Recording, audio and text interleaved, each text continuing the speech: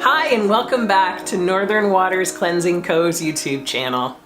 Today's video is 36-ish pounds of a fresh ginger lime cold process soap. Now I say 36-ish pounds because I'm actually putting some soap cube embeds on top. And those I had to create a couple days before.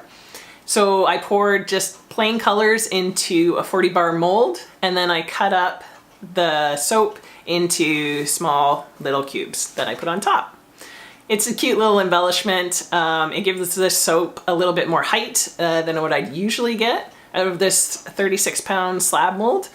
And so the resulting soap is just so cute. So cute, and it smells so good.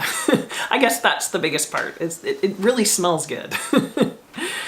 So I hope that you enjoyed this video. Please remember, if you do enjoy my videos, to like and subscribe, and I'll see you all in the next video.